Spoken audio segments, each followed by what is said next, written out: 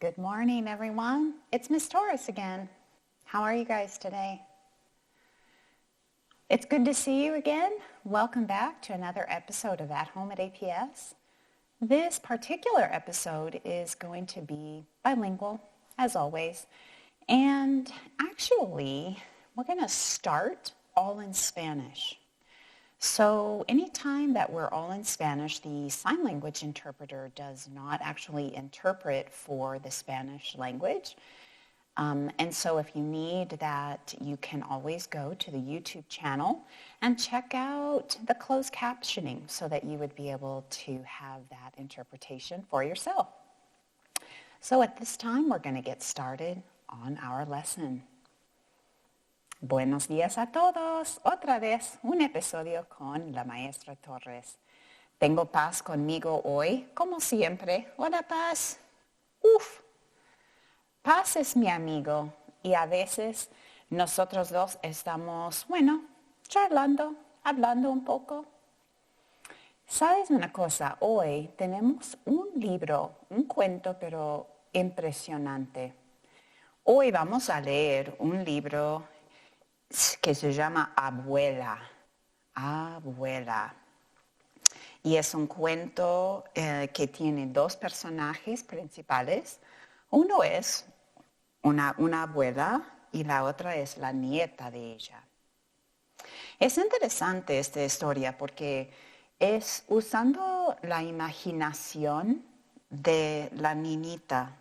Ella se llama Rosalba.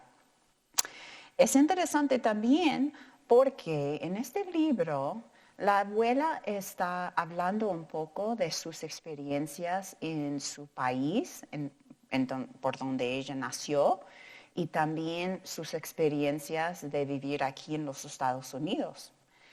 Y también es un cuento bilingüe. Hay palabras en inglés y palabras en español.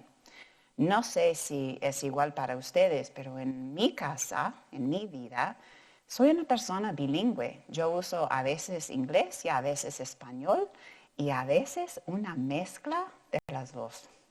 Entonces, en este libro vamos a ver y escuchar palabras en inglés y también en español. Otra cosa que es muy importante es que estamos leyendo este libro porque estamos bien cerquitas del Día de la Madre. Día de la Madre, Día de la Abuela, para mí es cada día. Porque me parece que las mamás y las abuelas son súper importantes, ¿verdad? También quería decirle que casi todo el libro, todo el cuento, está usando un tiempo, se llama condicional. Es casi para decir, ¿qué sería pasar si? What would happen if? Entonces, ustedes van a escuchar mucho la terminación de ia. Y es una indicación que estamos hablando de, what would happen if? ¿Qué sería pasar si? Entonces, ¿qué pasa? ¿Qué sería pasar? Más o menos. También es si ustedes pueden recordar, es usando la imaginación de Rosalba. Bueno, vamos a comenzar con el cuento Abuela, por Arthur Dorros, ilustrado por Elisa Clevin. También tenemos mucho, en las ilustraciones ustedes van a ver muchos detalles. Entonces voy a poner mi silla más cerquita para que ustedes puedan ver bien cada parte. ¿Listas, Paz? Yo también. Bueno, vamos. Mi abuela me lleva en el autobús a recorrer toda la ciudad. Entonces comenzamos con ellas dos tomando un autobús para tener un viaje. Yo veo números y también colores diferentes, patrones diferentes. Cada una de ellas tiene una falda, la abuela con una falda con estrellas y la niñita con una falda con rayas.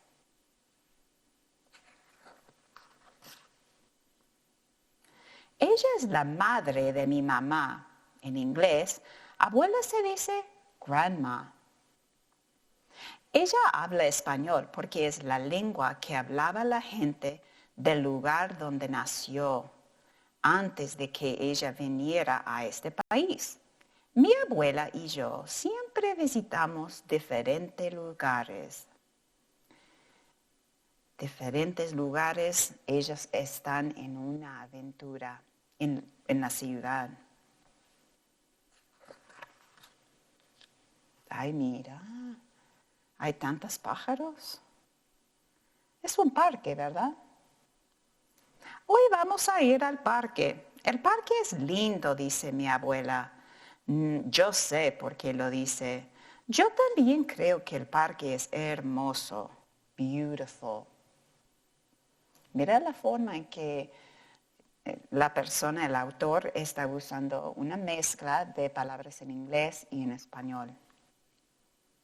So many birds. Tantos pájaros, dice mi abuela.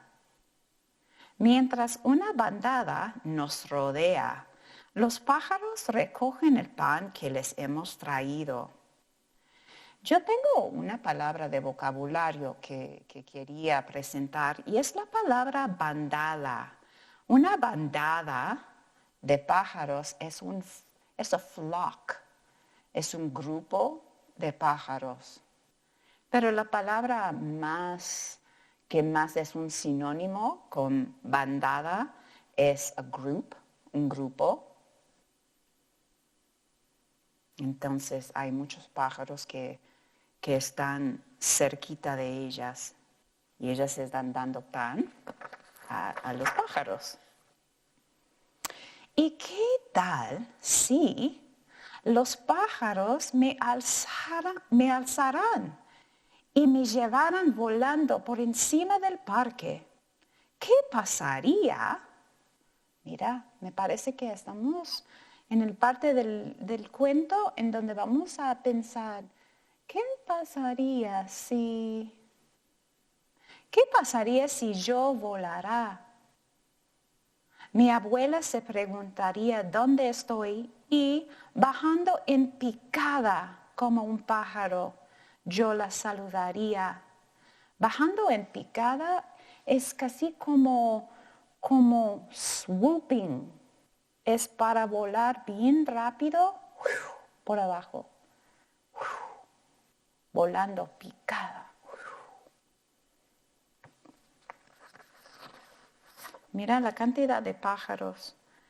1, 2, 3, 4, 5, 6, 7, 8 y 9. Uno chiquitito. Toman 9 pájaros. Y yo veo la abuela aquí.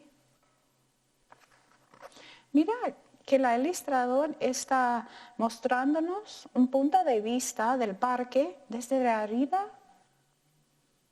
Es diferente, ¿verdad? Hay muchas personas en el parque. Entonces ella me vería volar. Rosalba el pájaro, me diría. Rosalba the bird. Ven, abuela. Come, abuela, la invitaría. Si quiero volar, respondería ella. Sí, quiero volar, mientras saltaba hacia las nubes, con la falda ondeando al viento. La falda ondeando. It's like her skirt is flapping in the breeze or waving in the wind. Wow, y ahora los dos están volando. En la imaginación de Rosalba. Ay, mira la ciudad entera. Volaríamos por toda la ciudad. Mira, señalaría mi abuela con el dedo. Para señalar algo es como para mostrar, to point con tu dedo. Y yo observaría todo el elevarnos sobre parques y calles, perros y gente. Hay mucha gente y casi cada ventana es una casa diferente. Estos son como departamentos, ¿verdad?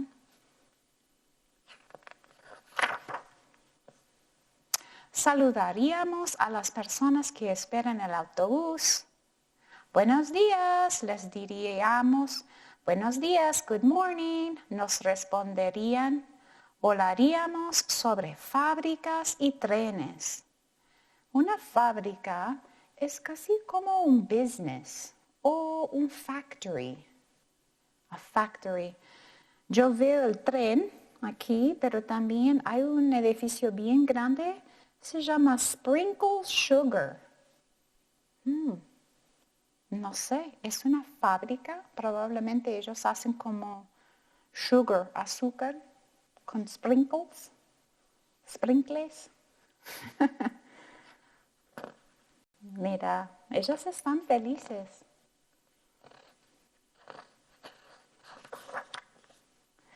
Y descenderíamos cerca del mar hasta casi tocar las crestas de las olas. Crestas de las olas, the tips of the waves. They're almost touching those. Su falda sería una vela. Mira, la falda de la abuela es casi como una vela. Una vela es como parte de un bote. Es como the sails of the boat. Y abuela competiría con los veleros. Apuesto a que ella ganaría. Apuesto a que. Es como decir, I bet you that. Que ella va a ganar. That the grandma will win. She will win the race with the boats.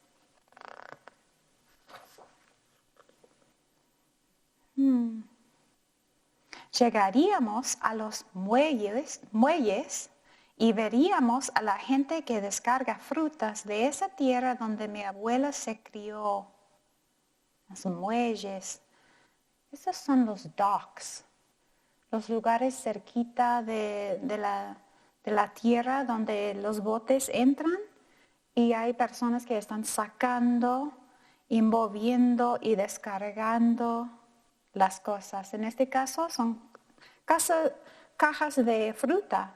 Yo veo naranjas y la palabra bananas y mangos y papayas. ¿Ustedes les gustan las frutas? Yo también. Mangos, bananas, papayas son palabras que también se usan en inglés. Estos son los cognados. Un cognado, si ustedes recuerdan, un cognado es una palabra que suena y vemos casi igual en inglés y en español también. Entonces, a igual que rodeo, patio y burro, a lo mejor veríamos a un primo de mi abuela mientras engancha las cajas de fruta y una grúa. Es como un crane. Un grúa es un crane. Una vez vimos a su primo Daniel. Entonces me parece que este carácter es como ese personaje es Daniel, el primo de la abuela. Y él está cargando y descargando los barcos. Mira, Rosalba está aquí comiendo una banana. Ay, mira, ¿ustedes conocen este estatuaje de la libertad? Obviamente la ciudad es Nueva York. Nueva York tiene la estatua de la libertad. Más allá de los barcos del puerto, veríamos la estatua de la libertad. Me gusta, diría mi abuela, y me gusta también. Daríamos vueltas alrededor de la libertad. Vueltas alrededor. They make like little circles around her. Y saludaríamos a los visitantes. Mi abuela recordaría el momento en que ella llegó a este país. Muchas personas cuando ellos entran en los Estados Unidos, ellos pasan por Nueva York. Entonces la abuela está recordando de su experiencia de llegar a los Estados Unidos.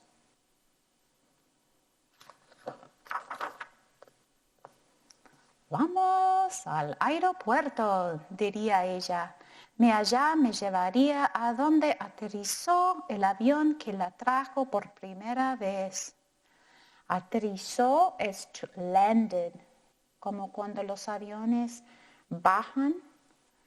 Es como when they land on the ground. Ellos tocan la tierra.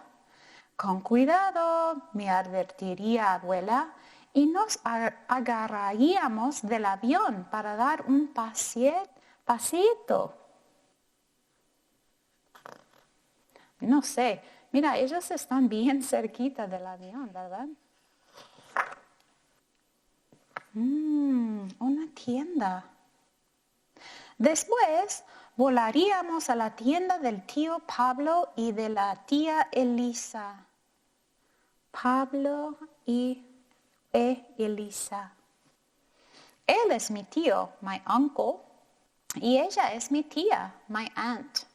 Se sorprendieron al vernos entrar volando, pero luego nos ofrecían una limonada refrescante. Volar nos da mucho calor, pero quiero volar más, diría abuela. Ella y yo queremos seguir volando.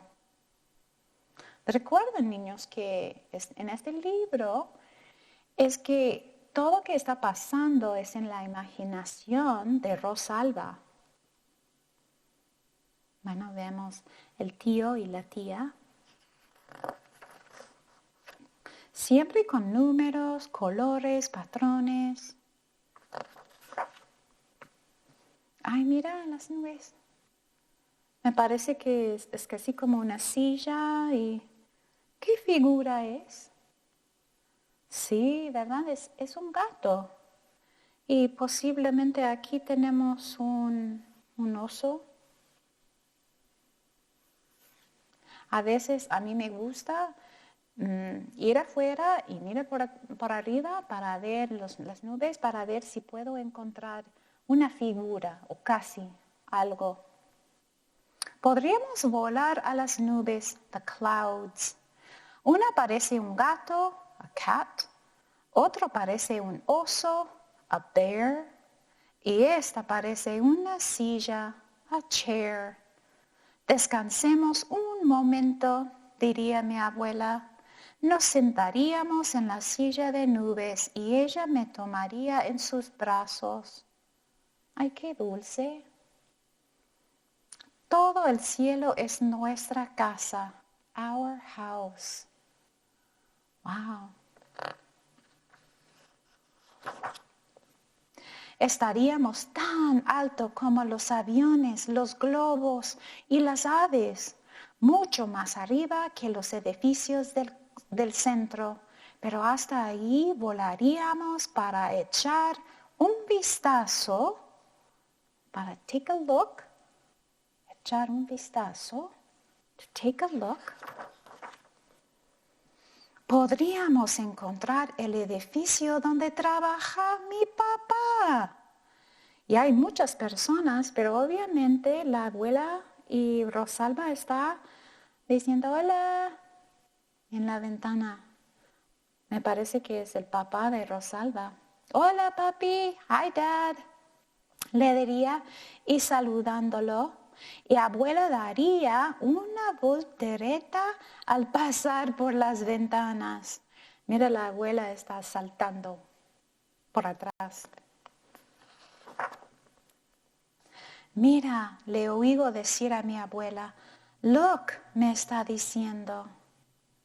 Ay, ahora ellos están regresando al parque, ¿verdad? Y cuando miro, ya estamos de regreso en el parque.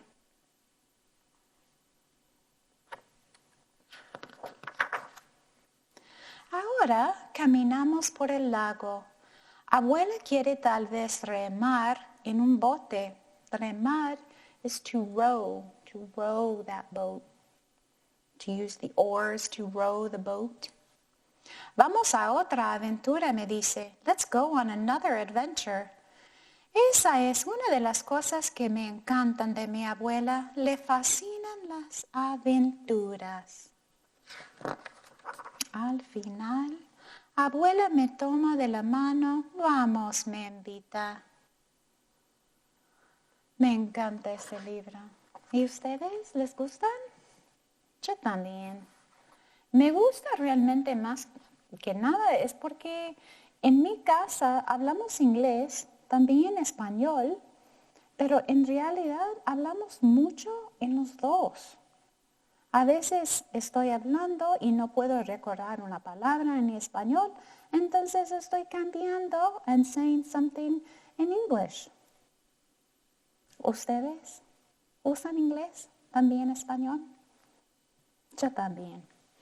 Bueno, ahora vamos a hacer un poquito de cambio.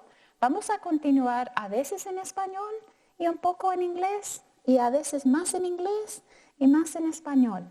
Okay? And we're going to invite our interpreter back on with us now to get started on the next part of our lesson. Let's go.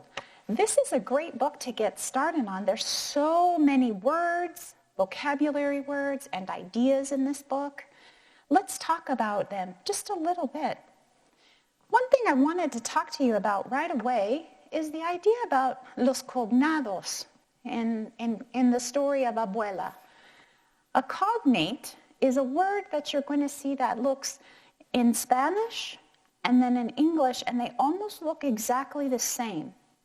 One of the words that I saw that's not exactly the same, but it's very close, is the word ciudad.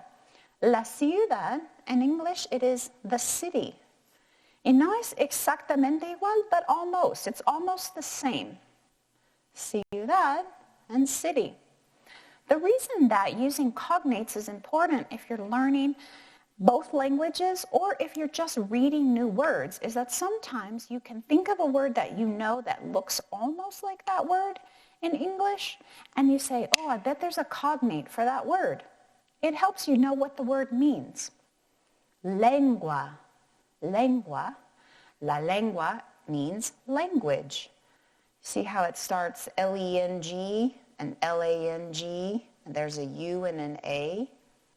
It's almost exactly the same. That's a cognate or un cognado. Diferentes. Diferentes. Cosas diferentes. You can have things that are different. Diferente and different. Also the word parque and park. It's not exactly the same. En español usamos el Q. La letra Q. In English, we use the letter K. Do you see how my voice dances back and forth between both languages? It's okay to do that. If you are a bilingual person, it would be all right to do that if you can't remember a certain word in English or in Spanish. Observar, observe. The words are very similar, observar and observe. Entrar and enter. Entrar and enter. Aventura. Una aventura. Adventure. Adventure. In English, there's a D in there, but it's almost exactly the same kind of word. And then some cognates are exactly the same spelling. You just pronounce it slightly different. Mangos, mangoes. Bananas, bananas. Papayas, papayas. Estas son una lista de los cognados. Y es interesante porque a veces cuando necesito entender una palabra, trato de pensar, ¿hay un cognado en inglés que pueda ayudarme? You guys could use that same idea. All right, let's get going on our day. Today, one of our next things that we have is a very interesting piece. We're going to come back to our story pyramid.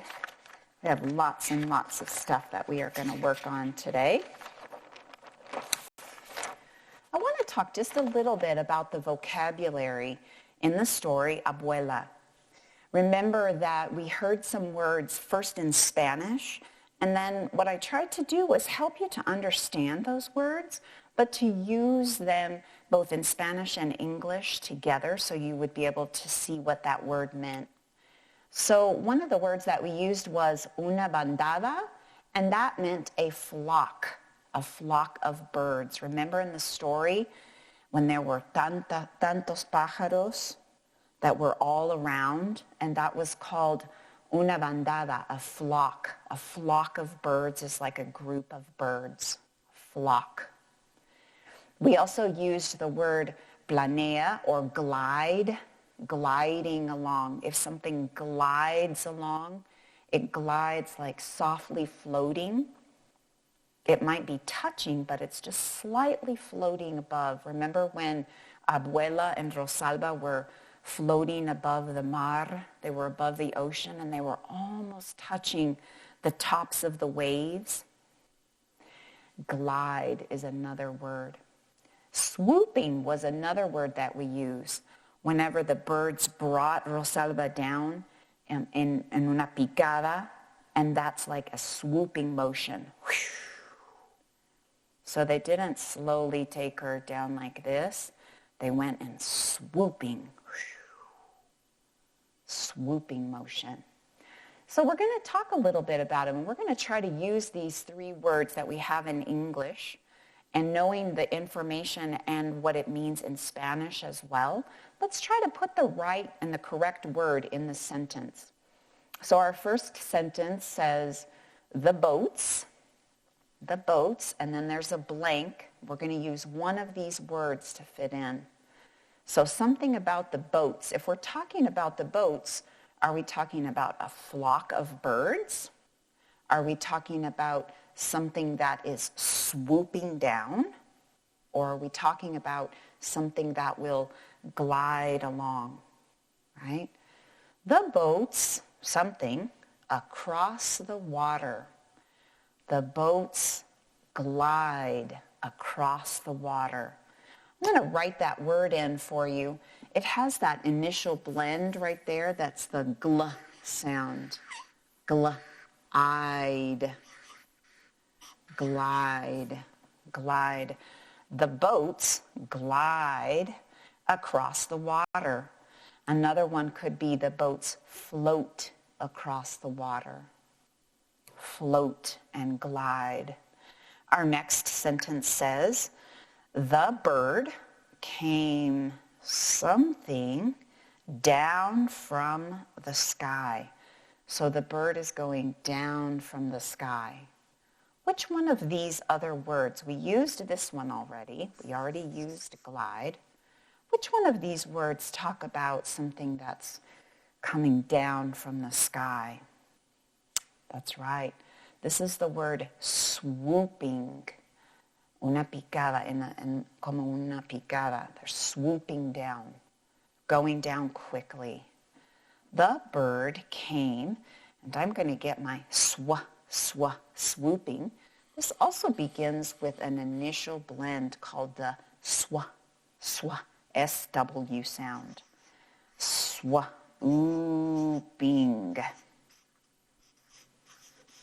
Let's read our whole sentence.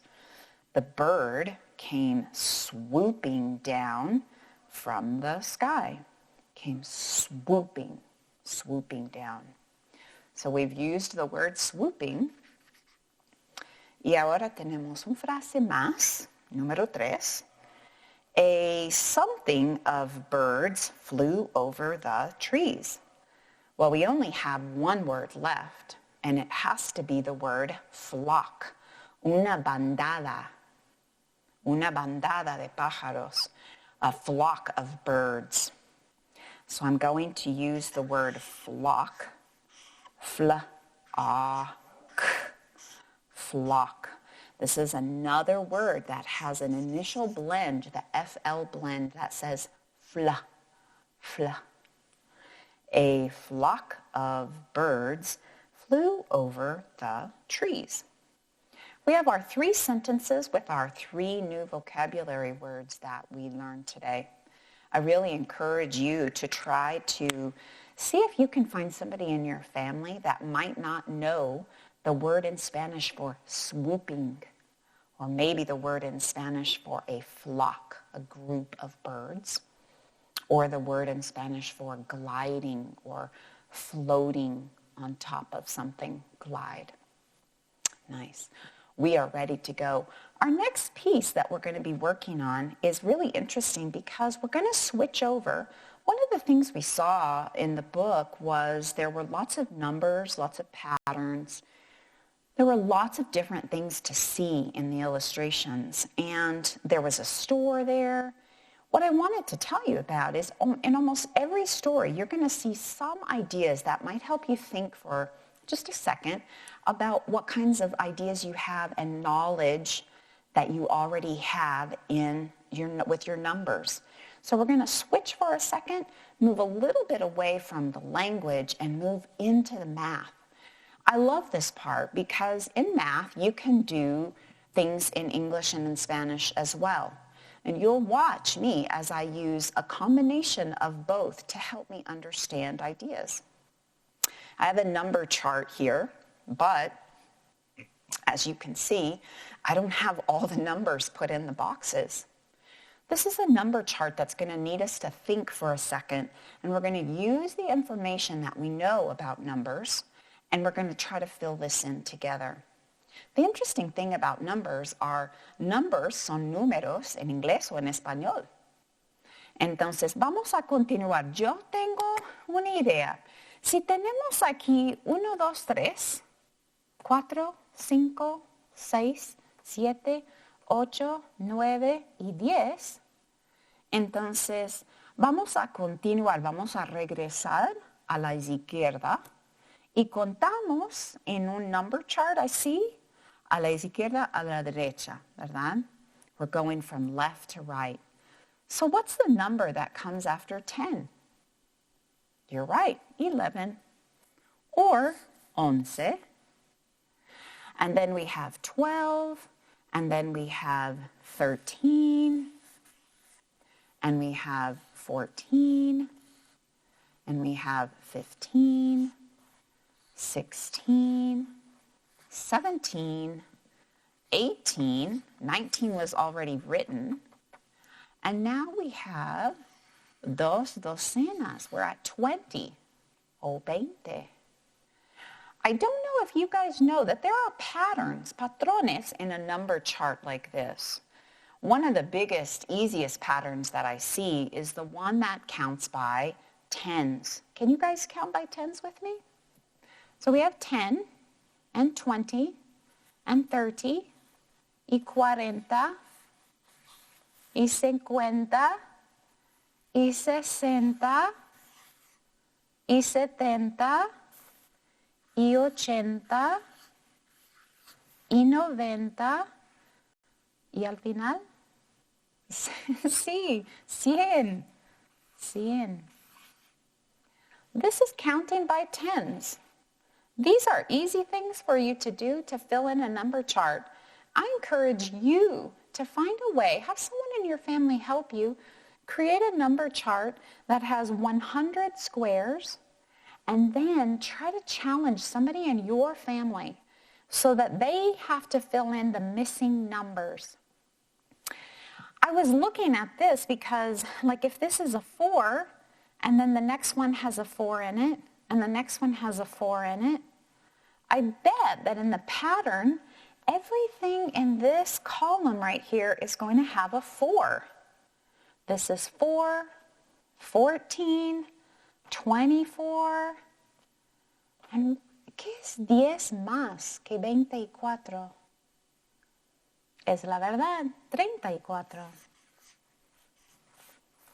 Y la próxima, 10 más que 34, 44. Y nos vemos que hay un patrón aquí también. 4, 14, 24, 34, 44 y 10 más. 54, 64, 74. Casi todo el patrón es así en los cuatros. 84, 94. This is like a math warm-up. It's just getting your mind ready. If I take a look at the number 36, I'm going to do like a little tiny cross here, right in the middle of my number chart. Arriba es 10 menos. Por abajo es 10 más. ¿Qué es el número que es 10 menos que 36? What's 10 less than 36? It's 26. I'm starting to see another pattern. We have 6 here, but then another, and there's a 6 in every single box so far, but look at this pattern. 1, 2, 3. I bet que 10 más que 36 es 46.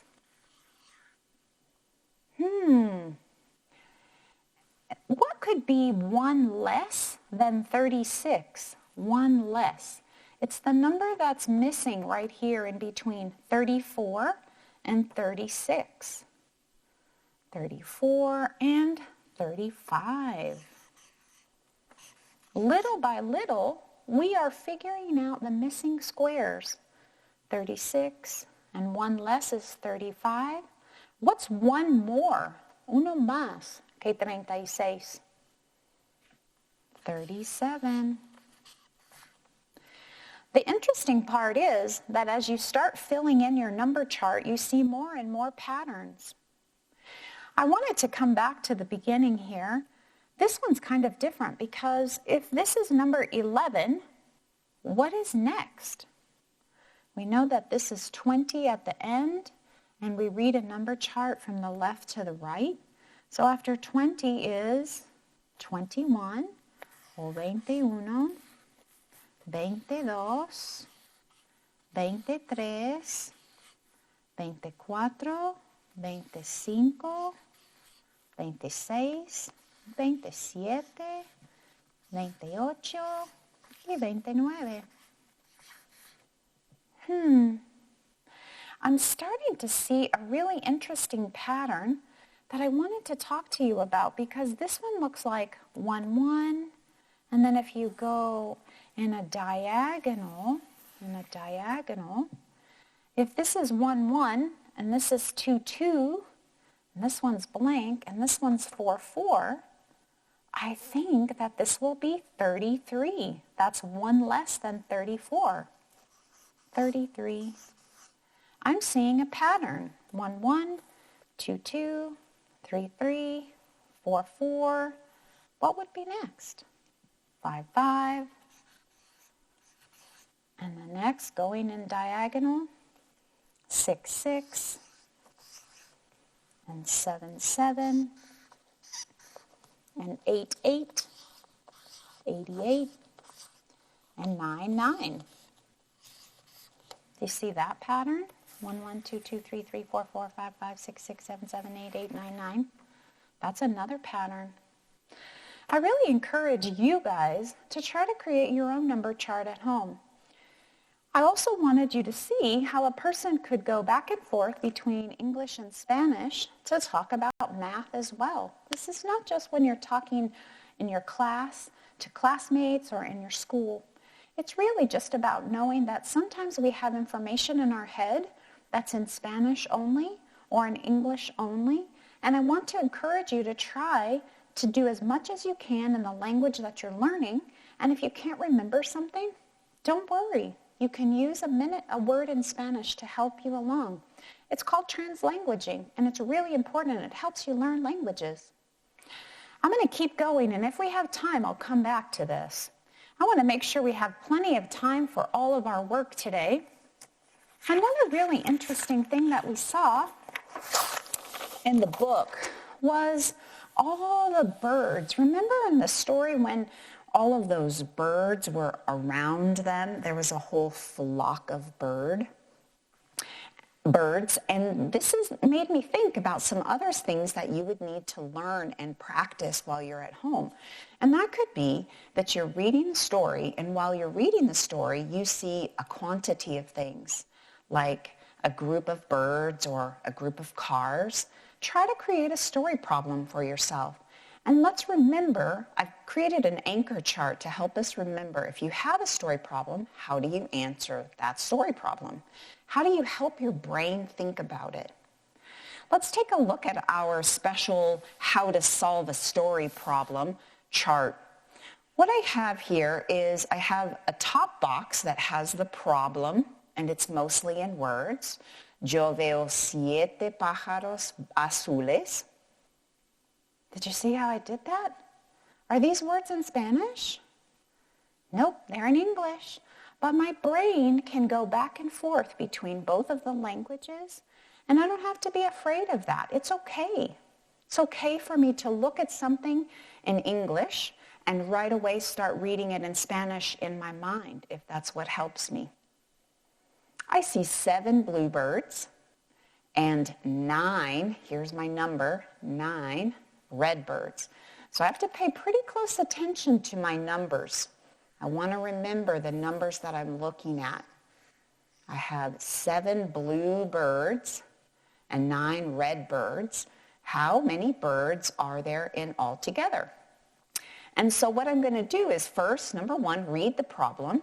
I'm going to make sure that I'm underlining or circling the most important parts. I know I need to have 7. They need to be blue as well, because that's what the story problem says. And 9, and they could be red birds. But really, if you didn't need to draw it out, it wouldn't really matter. It wouldn't really matter at all if they were blue or red. How many birds are there all together? This is important. So all and together, those are important words. I know that I'm going to put 7 and 9 and put that all together. So I've read the problem. That's my first job. Number 2 says circle or underline the numbers and words that are important. And number 3 says draw a picture. So what I'm going to do is I'm going to take my information and draw a picture. I did it already because I didn't want you guys to have to wait around while I was drawing everything.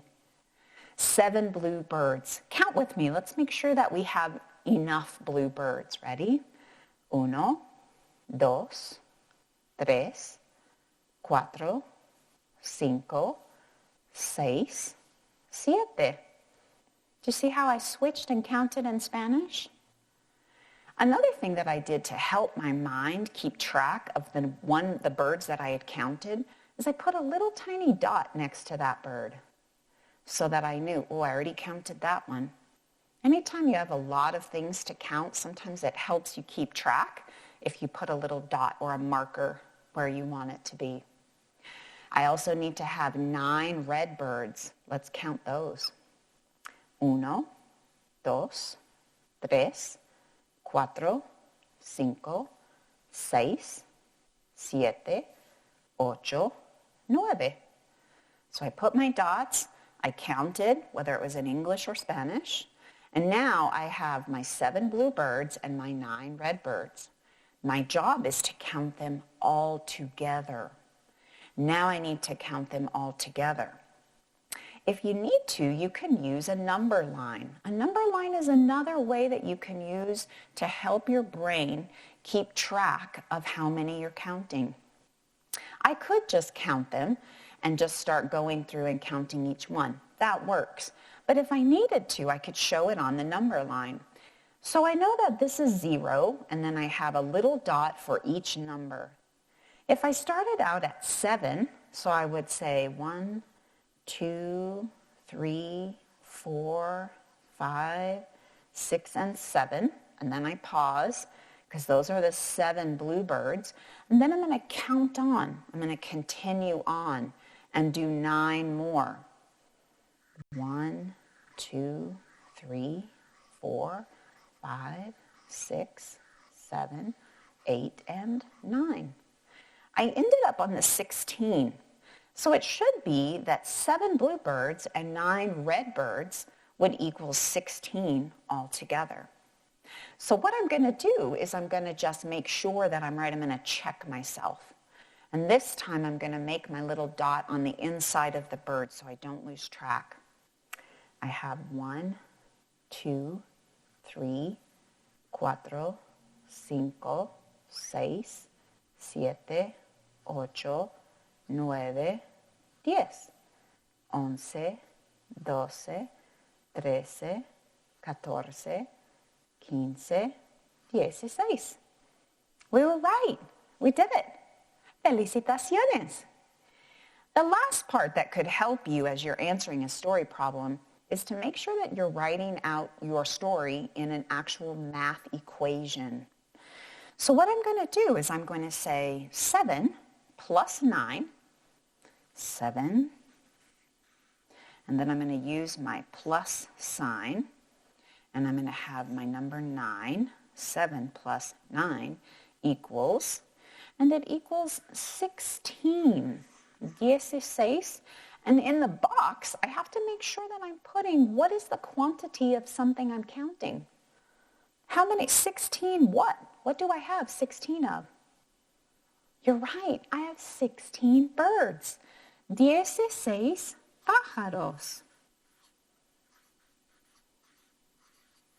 Do you see how very quickly I'm using and switching between Spanish and English?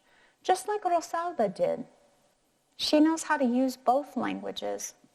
You could also switch this around and put the 9 in front. 9 plus 7 equals 16. And it's still birds or pájaros. Look how much fun we've had so far with all that. So we've done a little bit of reading. We've done a little bit of story comprehension. We've learned some vocabulary. We've also made it so that we've talked a little bit about using the conditional, or whenever you're saying, ¿Qué pasaría si? What would happen if? And how that changes the ending of those words. We've done a little bit of brain math where we tried to fill in and made a puzzle out of our number chart.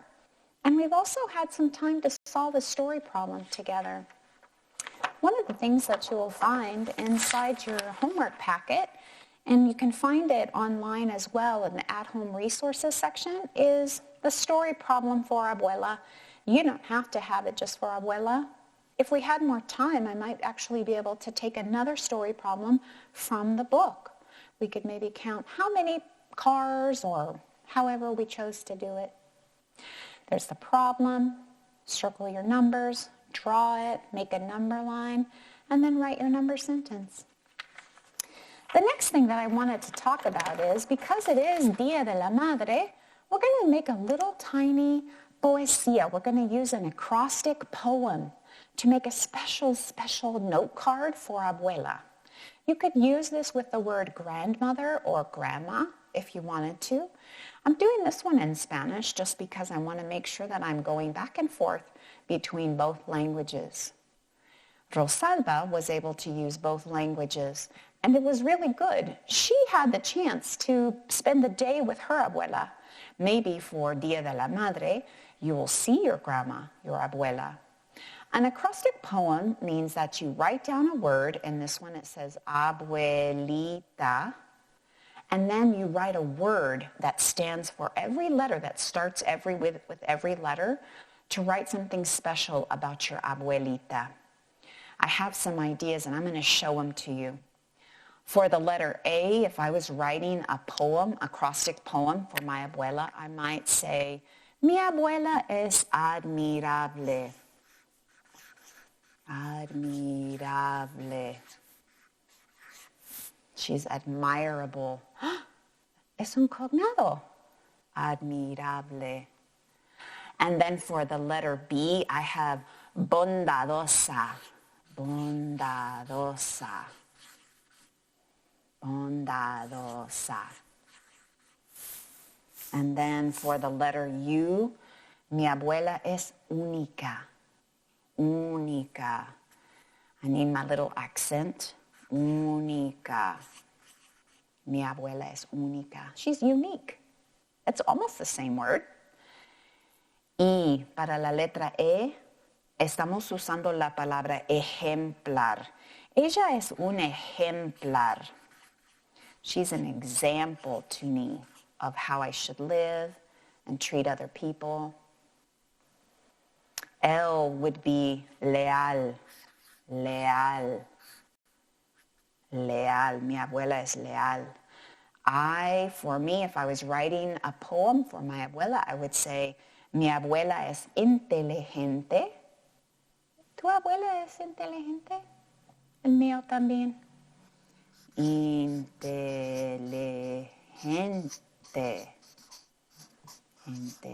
Inteligente, sí. And mi abuela es tierna. She's very, very gentle and kind. Tierna. Tierna. Y al final, con la letra A, en abuelita, mi abuela es alegre. Alegre. These are just examples. Es un ejemplo de la forma en que ustedes pueden usar la poesía para poner una palabra especial para describir a tu abuela. You could also use this same paper to create a special kind of an art for your abuela.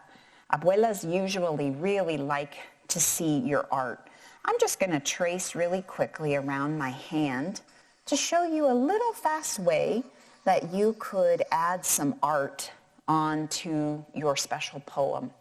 This is going to be a hand flower.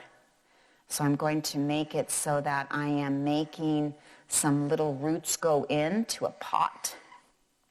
And I am not the best flower pot maker, but I try my best.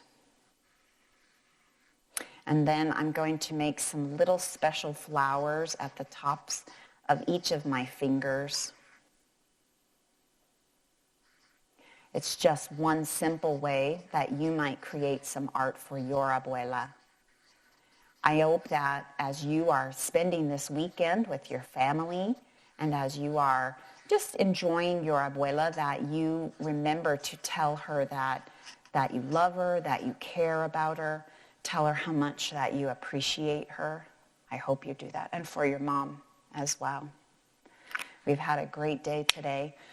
We've done so much cool stuff. And I wanted to just come back over and remind you that in the book, one of the most important things that it's talking about is how where the abuela came from is only part of her story. Because where she came from, the país, the country that she came from, is a part of her, of who she is, and it's a part of her. But she also has her granddaughter who lives with her in the United States. And that's a big part of her too. Where you come from and where you are now is how you make your connections both to your family and to yourself and to your world. No matter where your family comes from, I wish you all a very feliz Dia de la Madre. And I also wanted to tell you something else. If you get a chance, go online to YouTube and see this book again. You can read the book in both Spanish and in English. There's read-alouds in both of them that you could look at. It'll give you a chance to look up close to those little illustrations. There's so many details and things that you could find in there. You might be able to make a story problem from it. It might also be a time where you could decide that you want to try to write your own story, right? What would be the story that you would say? ¿Qué pasaría si? What would happen if? Rosalba said if she could fly. What would you choose? I can't wait. If you want to write your story and create some special stuff, let us know. Send it in.